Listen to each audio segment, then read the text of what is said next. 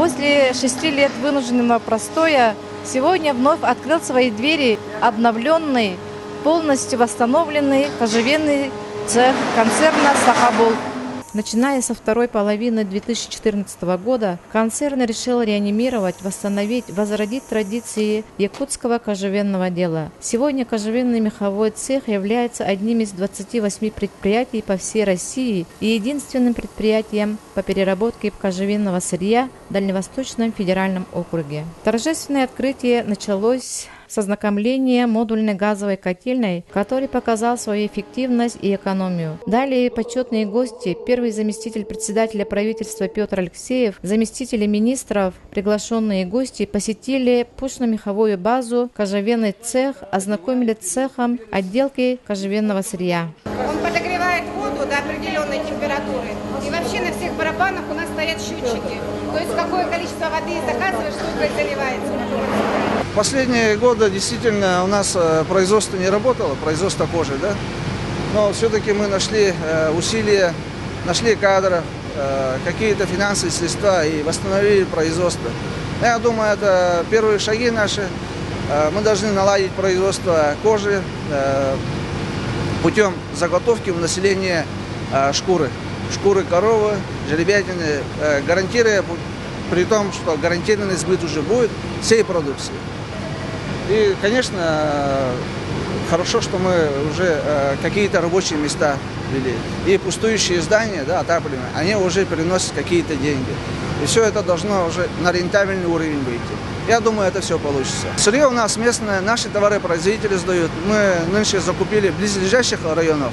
А в следующем году, то есть в прошлом году, а в этом году мы хотим охват сделать по всей республике. Я думаю, это получится. Получится с филюшской группы собрать, да, заготовить шкуру. И средняя цена должна уже быть не ниже 500 рублей, зависимо от качества. И на сегодня появился спрос, да, зарубежных партнеров, зарубежных производителей. Мы должны здесь производить свою продукцию. И та продукция, которая здесь после того, как республика останется, все остальное должно экспортироваться за границу. Мы должны к этому идти, и я думаю, мы этого добьемся.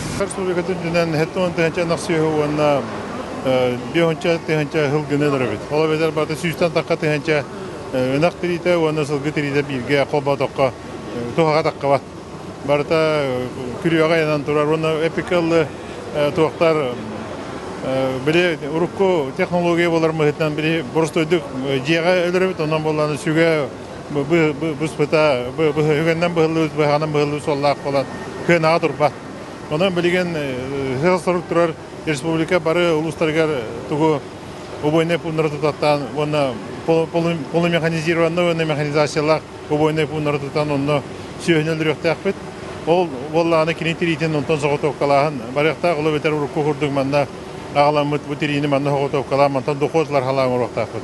Bilgin tirihine totoy kerolihin jonlar tuttar battar. Onu tererge bilgin bu kapsetiği de hacıbıt neketen bu rağulustartan xolur tirini diyen ağlar Ruskotun körüngden turarsallar. Ondan bilgin behavior de hacıbıt rahata neketen onun kokorostırara bul. Это шлифовальный станок, он предназначен для шлифования кожи свиной и вымытки лошадиной. После определенной работы с кожей он сюда ее приносит, и получается я шлифую ее, и когда уже вот после шлифовки идет, ее уже ставят на прилавок магазина на продажу в виде ковриков на стенку или на пол. Они отличаются. Свиная как шлифуется, но здесь уже как бы немножко по-другому, станок уже другой. Здесь коровья не шлифуется, она уже внизу на другом станке работает. Здесь уже работается как бы только на лошадиной выметке. День у нас объем партии у нас идет, то есть у нас идет разделение партии обувные и одежные. То есть обувные у нас идут 200 штук в день, одежные это 250 штук в день. То есть в день мы берем 2 партии обувных, на следующий день 2 партии одежных. То есть по 400 штук обувных кож и по 500 штук одежных кож.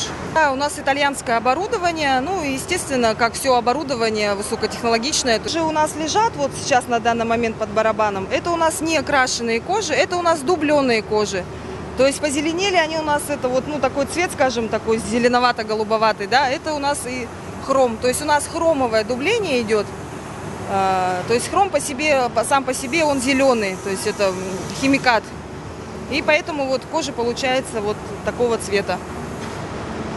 Как отмечают работники, благодаря поддержке и заинтересованного участия главы и правительства республики, поддержке Министерств сельского хозяйства, имущественных отношений и Госкомитета по делам Арктики, народных депутатов, вновь заработал кожевенный цех концерна. Елена Абутова, Николай Неабутов, ЕСИА.